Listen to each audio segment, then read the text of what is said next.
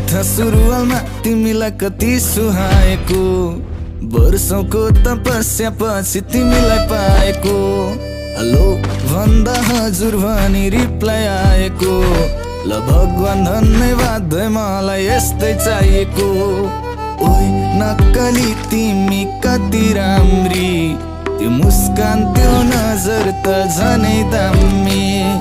ओइ नक्कली तिमी कति राम्री, त्यो मुस्कान त्यो नजर त झनै दामी।